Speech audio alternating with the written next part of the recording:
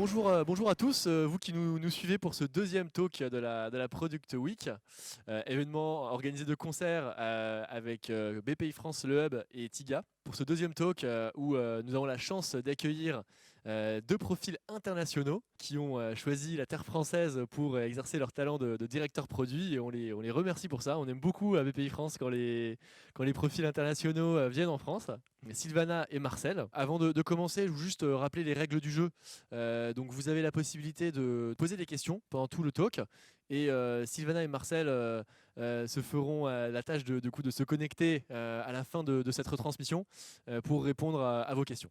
Donc voilà, n'hésitez pas à poser toutes vos questions, à réagir sur le chat. Pour les présentations rapidement, donc Sylvana, tu as déjà une belle carrière dans le product management, puisque tu as commencé en tant que PO chez Virtuose. Tu as été donc chez Nuance, où tu as contribué à l'assistant vocal de Siri. Et puis ensuite, tu as été lead product manager chez La Fourchette et Kering, je crois. Avec un passage chez Kering. Et puis ensuite, aujourd'hui, tu exerces en tant que head of produit chez Hyperlex depuis 2020, en fait, c'est ça? Depuis 2020, oui.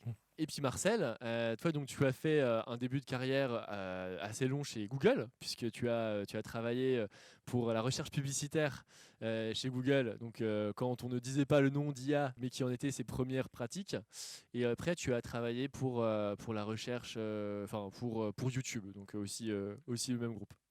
Et là maintenant, depuis 2 ans, tu es chez Shift Technologies. Chez Shift, oui. Voilà. Français. Super. Bienvenue en France, merci. Merci.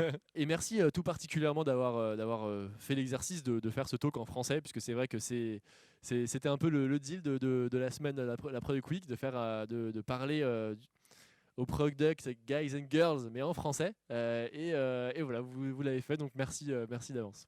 Alors oui, l'IA, tout le monde en parle, l'IA est partout, son spectre nous environne dans toutes les solutions technologiques de la silicone et aussi en France et en Europe. Pour commencer, ce serait super sympa d'avoir un peu votre éclairage de l'IA. Quelle est votre définition, vous, de l'IA que vous êtes construite au gré de la pratique dans vos différentes expériences? Sylvana, peut-être que je te laisse commencer.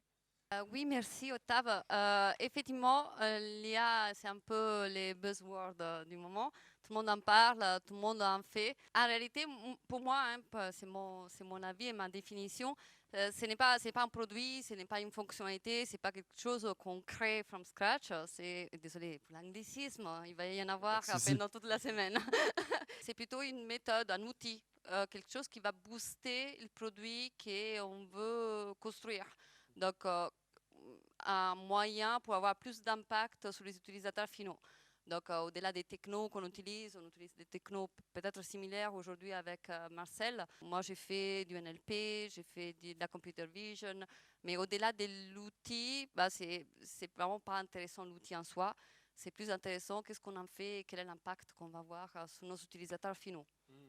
C'est l'IA, c'est un nom qu'on a donné à beaucoup de techniques qui ont la relation de faire en sorte qu'on peut faire les choses avec des ordinateurs qu'on ne pouvait pas faire avant. C'est un peu vague, mais le nom vient du fait que c'est les choses qui sont des capacités qu'on pensait étaient les capacités humaines. Et en fait, sont pas nécessairement, on peut le faire maintenant avec une machine. Exactement comme Sylvain a dit, c'est des technologies avec lesquelles on peut faire des choses intéressantes. Mais ce n'est pas un produit, une solution en soi-même. L'IA comme un outil, comme un outil de performance et d'utilisation de données qu'on n'utilisait pas forcément avant. Qu'on n'utilisait pas forcément avant, il fallait beaucoup de temps pour l'utiliser. Aujourd'hui, par exemple, on peut traiter un volume très important des données. Avant, il fallait qu'un humain il passe des heures et des heures, voire des journées entières. Aujourd'hui, c'est fait en quelques secondes par des machines. Donc, ça booste la capacité à aller vite et avoir de l'impact très vite sur tes utilisateurs finaux. Après, qu'est-ce que tu veux faire à la fin? Ça dépend de ton produit. Aujourd'hui, moi, je fais de la relation contractuelle, donc j'identifie très vite des risques. Et imagine lire sans contrat, il faudrait des mois par des juristes. L'IA permet d'aller plus vite. Marcel fait des choses un peu différentes, mais on peut imaginer des solutions comme ça et des applications de l'IA différentes en fonction de quel est le problème que tu vas résoudre. Au final, au service de la scalabilité vraiment du produit qui aurait pu servir pour une petite quantité de personnes ou de clients, là pour un grand volume, une grande masse de personnes. Oui, et souvent, c'est le cas qu'on a déjà un système qui fait quelque chose et avec l'IA, on peut l'améliorer et le rendre beaucoup plus scalable, plus rapide. Il y a aussi des produits qui ne pouvaient pas exister avant. On a des choses maintenant qu'on peut faire avec, par exemple, la compréhension des images ou l'NLP, où avant, ce n'était pas possible d'offrir une solution technologique et maintenant on peut. Mais pour moi, personnellement, en général, les solutions que j'ai touchées qui utilisaient ce type de technique, il y avait déjà quelque chose avant, mais ça ne marchait pas nécessairement bien. Et maintenant, avec l'IA, on peut être beaucoup plus efficace. Et parfois, ça change même jusque la nature du produit. Que le fait qu'on peut faire quelque chose qui est tellement plus efficace, ça nous permet de servir le client, l'utilisateur dans une façon différente. Souvent, le problématique, ce n'est pas nouveau, c'est la solution qui est nouveau.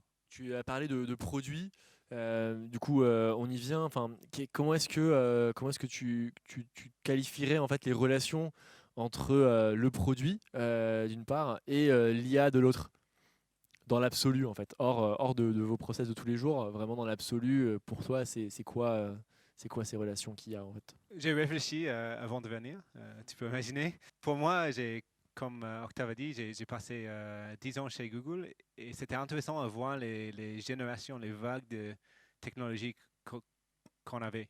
Donc, quand je suis arrivé chez Google, c'était cloud. Tout doit être sur un serveur quelque part et ça nous permet de faire des choses qu'on ne pouvait pas faire avant.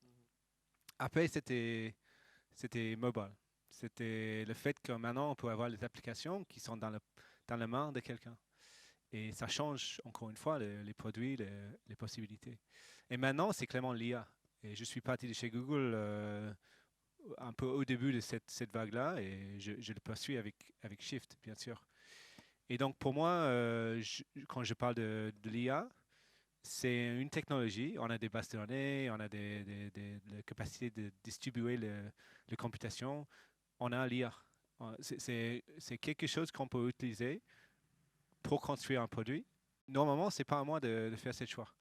Si je dis à l'équipe technique, on a besoin de résoudre ce problème, et ils me disent qu'on va le faire avec un modèle, avec des NLP, avec quoi que ce soit, c'est leur décision eux, parce que c'est une décision technique.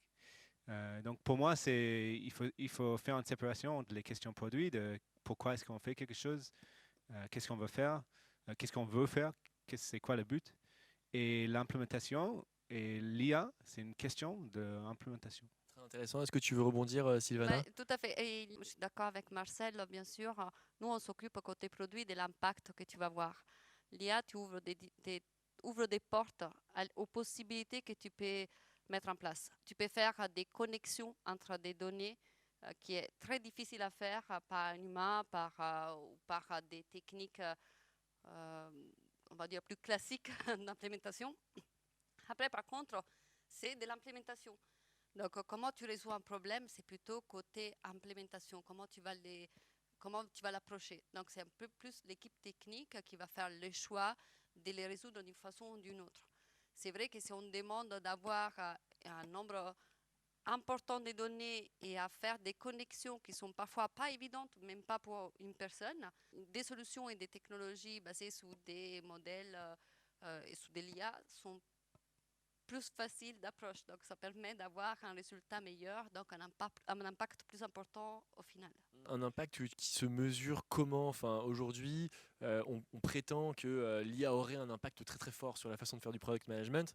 Est-ce que l'impact est fort sur le produit, mais pas finalement sur la façon de faire du product management? Est-ce qu'il serait prêt à être différent? Utiliser des technologies nouvelles comme l'IA. L'IA, c'est des moteurs de recherche, des moteurs qui permettent d'agréger des données, de prédire des comportements. Donc, le but final, c'est qu'on puisse avoir une action, faire une action face à des données, des situations qu'on n'a jamais vues. Ça, c'est la promesse. Et c'est l'objectif final. Donc, c'est un peu imprévisible d'un côté. Ce n'est pas, je te faisais l'exemple quand on s'est parlé, ce n'est pas je clique sur un bouton et j'ouvre une interface. On a parfois des comportements qui ne sont pas tout à fait ce qu'on avait prévu à la base. Donc, ça a un impact aussi côté produit parce qu'il y a des approches un peu différentes à voir. N'étant pas prédictible à 100%, le product manager doit aussi faire en sorte qu'il n'y ait pas trop d'effets de bord. Donc, qu'il n'y ait pas des choses qui sont mal identifiées ou ce que j'appelle des erreurs bêtes, ce que l'humain reconnaît comme des erreurs bêtes. La machine ne fait pas la différence entre une erreur complexe et une erreur bête. Pour la machine, c'est une donnée un output qui va donner. Le product manager doit définir et essayer de prévoir ou de corriger parce que on fait aussi du test très rapide. Hein. On doit aussi essayer de corriger ces erreurs bêtes et de trouver une façon qui est parfois par des règles métiers, hein, qui ne passe pas par l'IA. Parfois c'est juste une règle que tu vas implémenter de façon très classique. De prévenir, corriger ces erreurs qu'il peut y avoir, qui peuvent être très catastrophiques dans le cas de YouTube, des produits B2C très exposés, et qui peuvent décevoir. Et donc donner à ton produit l'impression de ne pas être performant alors que ça l'est. Mais il y a une toute petite pourcentage d'erreurs qui sont si clairement des erreurs qui font que ton produit est perçu comme pas performant, pas fonctionnant. Ça peut avoir une forte une perception très mauvaise en fait par l'utilisateur final. Est-ce que tu veux réagir? Je te voyais hocher la tête, Oui, Marcel. non, je suis d'accord. Quelles sont les erreurs bêtes que tu as pu, Je constater? je peux ajouter un peu, mais je pense qu'il y a beaucoup d'exemplaires qui sont toujours dans la presse parce qu'ils sont si bêtes qu'ils sont intéressants. En fait, ce que je veux dire, c'est quand tu es chef de produit, si on imagine qu'il y a un chef de produit pour un livre, c'est très facile parce que tu sais et le forme et le contenu. Quand tu es chef de produit d'un Kindle, tu sais le fond, mais tu ne sais pas le contenu. Et tu commences à être exposé à ce type d'erreur. Tu peux imaginer que ton Kindle, il n'accepte pas les caractères chinois. Et donc, le fait que tu as une espèce de dynamisme dans le contenu, le résultat, c'est que tu n'as pas contrôle à 100% de l'expérience utilisateur. Et donc, en tant que chef de produit, tu dois réfléchir à qu'est-ce qui peut se passer. Et ce type d'erreur bête commence à se présenter dans ton produit. Et avec l'IA, en fait, on va à l'étape suivante qui est les contenus sont encore plus dynamiques. Et donc, tu as beaucoup plus de possibilités d'erreurs bêtes. Mais tu as aussi la possibilité que la forme change. En fait, si tu utilises l'IA dans la façon que l'application peut s'adapter à les réponses, les actions des utilisateurs, tu as la possibilité que l'application change en termes de son comportement. Et tu n'as pas nécessairement le contrôle direct là-dessus. Tu as autant de possibilités de plus de ce type d'erreur qui peut t'exposer. Parfois, c'est juste bête, mais parfois, ça peut t'exposer à des risques légaux, mais aussi ou des utilisateurs qui terminent la relation avec toi. C'est vraiment les exemplaires qui sont. Le pire que j'ai vu, c'est chez Google, ils ont lancé l'identification des utilisateurs dans les photos. Et malheureusement, juste une conséquence de l'entraînement du système, ils ont labellisé quelques gens noirs comme des gorilles. Et ça, le dommage que tu as fait avec ça, c'est très profond. C'est profond pour l'utilisateur, mais c'est aussi très, très profond pour la boîte. Et donc là, tu as un exemple où il faut vraiment réfléchir à qu'est-ce que c'est le pire qui peut se passer dans mon application, avec l'application qui peut changer et les données qui peuvent changer. Super intéressant. Hein. C'est vrai que c'est cette idée que le produit est dynamique, encore plus quand c'est de l'IA, puisque en fait on ne maîtrise pas tout. Hein. C'est un peu toujours ce côté boîte noire. Ok. Bon bah super. Sylvana, tu voulais dire quelque chose encore? Oui, il y a aussi un autre aspect qu'il faut toujours tenir en compte, c'est les temps de développement. tu as des temps de développement de l'intelligence artificielle qui sont beaucoup plus longs par rapport à ce qu'on est habitué à faire en produit. De plus en plus, on essaie de mettre en prod très vite, tester avec des utilisateurs finaux réels pour pouvoir corriger, donc test and learn, et des cycles qui deviennent, quand j'ai commencé à travailler dans le produit, c'était très long, on était presque en waterfall encore, et aujourd'hui, ils deviennent très très courts, on a envie d'aller en prod très vite. L'intelligence artificielle et le développement, la recherche a des temps un peu plus longs qu'il faut prévoir. Donc, le product manager est toujours en train de jongler entre deux types de temps, un temps un peu plus long et un temps qui est volontairement très accéléré. Et il faut trouver la bonne mesure entre les deux. Donc, parfois, on ne peut pas aller plus vite que la musique, hein. On ne peut pas, mais il faut trouver des techniques. On peut pas aller plus vite que le data scientist, c'est ça un peu. Voilà, c'est ça. Et du coup, justement, en termes organisationnels, qu'est-ce que ça implique? Alors, et dans le delivery, tu disais, étape par étape, peut-être de voir quelles sont les étapes. Et puis aussi, même en termes dans votre organisation, qu'est-ce que ça implique dans la relation avec vos data scientists et vos développeurs? Est-ce que ça change quelque chose?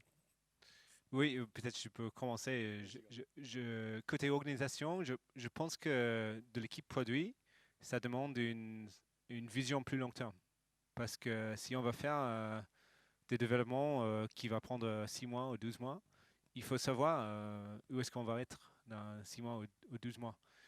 Et souvent, les projets qui ont le plus de réussite, c'est qu'on a identifié un besoin assez abstrait dans le produit. Et l'exemple de YouTube, c'est on doit être capable de recommander des vidéos que l'utilisateur va vouloir regarder. C'est pas très concret, c'est assez haut niveau. Mais une fois que tu commences à investir là-dedans, ce système peut être utilisé pour beaucoup de choses. On peut envoyer des notifications, on peut faire le page personnalisé pour chaque utilisateur. Cette capacité à dire mon produit va avoir besoin de cette fonctionnalité. Et ça, c'est valide maintenant, mais c'est aussi valide dans 1 an, et 2 ans, et 3 ans. Ça permet l'organisation technique d'y investir. Et pas juste pour maintenant, mais pour du vrai. Et je pense que si on peut créer ce type de possibilités dans notre produit, de dire, en fait, j'ai un espace pour faire de l'IA et l'objectif va être valide pendant longtemps. Ça, c'est les clés en termes d'organisation pour avoir de la réussite avec les data science ou les gens qui font des modèles chez vous. Et chez Shift, j'ai vu exactement ça. Chez YouTube, c'était évident. Les équipes qui font ce type de boulot, ils sont là depuis 5 ans, ils vont être là pendant longtemps. Et ils continuent de bosser sur les mêmes problématiques. Hein. Ils font les mêmes choses, le même objectif, mais le système, c'est de mieux en mieux. Et chez Shift, on a dit, en fait, dans le produit, on va détecter le fraude. Et la problématique de trouver le fraude, c'est une problématique pour les data scientists. Ils vont utiliser l'IA. Et en fait, ils ont accès à toutes les données. Et la forme de leurs résultats, c'est un peu flexible. En fait, on les donne la possibilité de d'écrire ce qu'ils ont trouvé avec des textes et un petit peu de structure, mais pas ça. Et donc, chaque fois qu'ils trouvent une nouvelle possibilité en termes de détecter la fraude, ils peuvent le mettre dans le produit tout de suite direct. Et donc là, il y a une question qui est assez haut niveau. Long terme, ça va toujours être important. Et parce que le système est assez ouvert, le produit accepte le fait qu'ils vont changer leur façon de travailler. Ils sont assez autonomes. Et ça marche super bien pour Shift parce qu'il y a une équipe là qui peut se piloter sans trop d'intervention. Donc les data scientists travaillent sur ce produit, l'améliorent constamment, et après ça se décline sur les différentes fonctionnalités que toi et ton équipe, vous allez déployer. Oui, mais ils n'ont pas besoin d'attendre une livraison de chez les développeurs parce que le produit était pensé en avance avec l'idée que les data scientists ils vont changer chaque mois d'approche. Et c'est vrai que Shift Technology, on le rappelle, est une des plus grosses équipes de data scientists en France, en tout cas dans les startups. Pour sûr, avec une centaine, hein, c'est ça, je crois. Oui, c'est bien ça. Et Marcel disait quelque chose de très intéressant. Le PM, dans un contexte comme ça, doit avoir une vision long terme. Donc, par exemple, aujourd'hui, moi, je mets pour les data scientists un roadmap des choses que je sais vont être développées plus tard. Mais nous, on commence à faire des tests pour voir si l'intelligence artificielle, sous ces problèmes-là, qu'on sait qu'on doit résoudre, peut aider.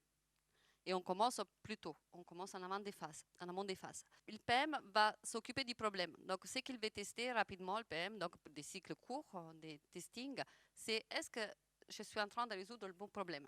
Est-ce que je vais avoir le bon impact? Est-ce que mes utilisateurs perçoivent ça comme une valeur ajoutée? Donc, pour cela, on n'a pas vraiment besoin de l'intelligence artificielle, on peut le faire de différentes façons. Donc, c'est ça, le PM doit tester ça et trouver une façon de le tester très rapidement et voir si, une fois qu'on a détecté que c'est un vrai problème et qu'on veut vraiment le résoudre et investir sur ces problèmes, si l'intelligence artificielle peut aider. Donc, comme disait Marcel, on met en place des choses, et moi je l'ai déjà fait dans mes expériences passées, on met en place des choses qui ne sont pas du tout intelligentes.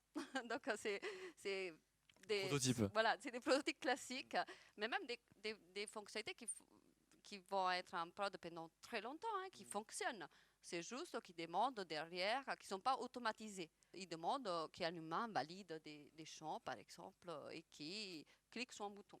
Et une fois qu'on a compris que vraiment le problème était là et que c'était un vrai problème et un vrai pain point de l'utilisateur, là, on va essayer d'automatiser derrière et de le rendre plus intelligent. Et on cache un peu les temps de la R&D et donc les temps de la recherche qui sont par nature un peu plus longs, quoi. On ne peut pas non plus demander d'aller vite sur des modèles qui doivent être entraînés avec beaucoup de données que parfois on n'a pas et que donc il faut aller chercher. Et alors si je passe à une autre question, celle des objectifs de l'IA, du coup, je repars un peu de ça, parce on a parlé pendant la préparation. Quels sont les objectifs du recours à l'IA finalement? C'est pourquoi l'IA, si on repart de ça? Bah, je vais commencer. Je vais commencer. Pourquoi l'IA? On a parlé avant, c'est un booster des performances. Ça permet d'aller plus vite, d'avoir des connexions logiques qui prennent du temps à faire par un humain. Permettre de résoudre plus rapidement des soucis, mais surtout de mettre en relation de la donnée qui apparemment n'a aucune relation. Donc, de prendre des informations qui sont dans des endroits différents, de trouver qu'est-ce qu'ils ont en lien, ces relations, ces informations. Donc, de faire des connexions logiques qu'on ne ferait pas ou qu'on ferait avec beaucoup de travail sans. Donc, ça te permet d'avoir des produits plus efficaces, bien sûr, de résoudre mieux des problèmes, de résoudre des problèmes qui existent, qu'on a tous, mais de les résoudre différemment, de façon à éliminer un peu le côté laborieux de l'utilisateur final, mais aussi ça ouvre les portes à de l'innovation. Donc, ça permet de créer des choses qui avant, ce n'était pas possible, et Marcel le disait tout à l'heure, de créer des solutions à des problématiques qui avant devaient être traitées au cas par cas. Ça ouvre en fait les limites du produit avant sans l'IA. Ça permet d'innover et d'aller toucher des parties d'un produit qu'avant, c'était pas rentable de toucher. C'était trop laborieux à faire. Il y avait un effort trop important côté ingénierie ou côté utilisateur final. Donc, on permet de lier de la data, qui aujourd'hui, la data est la chose qui a plus de valeur sur cette terre. On en met énormément sous Google, on en met énormément sur Facebook, on la met gratuitement et on ne s'en rend pas compte presque. Mais on permet d'agréger toute cette data qui, tout ensemble, apporte une valeur supplémentaire. Savoir que j'étais en vacances en Corse n'a aucune importance, mais peut-être cette information-là, agrégée avec d'autres, ça permet d'avoir un peu tout ce que j'ai fait cet été, et donc ça pourrait intéresser quelqu'un ou pas. Je suis sûr que ça intéresse plein de monde de savoir que tu étais en Corse, sur l'île de Beauté.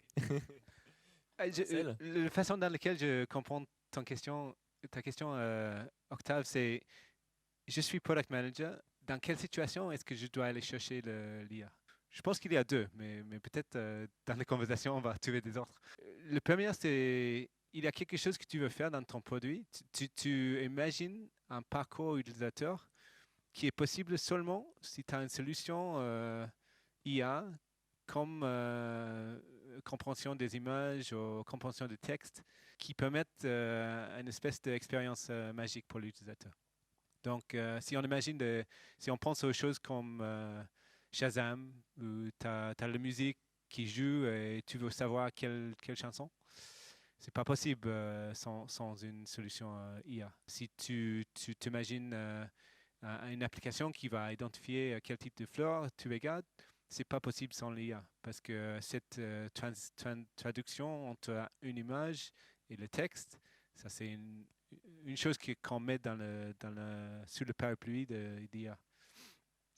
Donc ça c'est pour les product managers, il faut savoir les possibilités qui existent avec l'IA. Et si tu vois une possibilité de faire quelque chose exceptionnel avec, tu peux y aller. La deuxième possibilité, qui honnêtement, je pense que c'est le plus souvent, surtout dans les boîtes qui ont un peu de taille, c'est tu as beaucoup de données, tu as une problématique et il faut optimiser la solution. Donc souvent, tu as une partie de ton produit qui prend une décision qui a des assumptions, qui a des valeurs de base qui ne sont pas nécessairement valides. Et en appliquant l'intelligence artificielle, surtout du machine learning, tu peux trouver une solution qui est beaucoup plus optimisée. Et là, tu vas améliorer la performance et tu vas améliorer l'expérience utilisateur, mais dans une façon où la IA n'est pas la partie visible. C'est juste un truc derrière qui fait en sorte que le système marche mieux. Et encore une fois, comme product manager, tu vas savoir si tu es dans cette situation-là parce que déjà, ta boîte a pas mal de données. Ça, c'est nécessaire, sinon tu peux rien faire. Et tu sais qu'il y a une partie de ton produit qui est vraiment important et que tu aimerais bien optimiser. Par exemple, tu sais que avec les nouveaux utilisateurs sur ton application, 1 sur 10 pour la deuxième étape, donc tu perds 9 sur 10. Et tu penses que c'est parce que quand ils entrent dans l'application, tu présentes des choses qui ne sont pas intéressantes pour eux.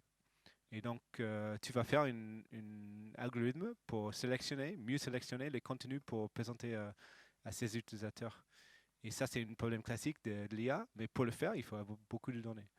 Sinon, tu peux rien savoir sur ton utilisateur. Ces deux cas-là sont intéressants, je pense, pour les product managers. Et je ne sais pas si ça aide à identifier, mais ce sont des cas que je connais. Il y a une chose intéressante que Marcel disait, l'IA n'est pas visible à l'utilisateur final. Et ça ne doit pas être visible. En gros, nous, on travaille en B2B. En B2B, il y a un peu plus d'attente pour avoir la nouvelle technologie, un produit innovant et un peu plus d'attente et des requirements sur la technique qu'il y a derrière. Mais en réalité, l'utilisateur final n'a aucun intérêt à savoir si tu utilises de l'IA ou pas. Lui, il veut que son problème soit résolu. Comment? C'est pas son problème. Pourquoi YouTube me pousse les bonnes vidéos, l'utilisateur final n'en sait rien, ou pourquoi les contenus me plaisent à chaque fois que j'arrive et du coup que je ne churne pas, comme l'exemple que tu prenais, c'est quelque chose que pareil, je n'ai pas à le savoir. Enfin, tout ce que je veux savoir, c'est que ça me plaît. Ou pas. Et c'est exactement ce qu'elle a dit Sylvana avant, en disant qu'on peut faire le prototype sans l'IA. Ouais. En fait, on peut avoir quelqu'un qui choisit le bon contenu pour toi et après, on peut voir si ça change le comportement et les chiffres. Et si ça a un impact, on peut y investir. Mais on n'a pas besoin pour faire cette preuve de concept, on n'a pas besoin de faire tout l'IA. Très clair. Est-ce que, pour terminer, pour tous ceux qui nous regardent et qui sont, je suis sûr, très inspirés par vos parcours et par voilà, les problématiques que vous avez touchées à tous ces product guys and girls, est-ce qu'il y a cette fameuse carrière du product manager dans l'IA, ou est-ce que finalement c'est une carrière de product manager avec une spécialisation?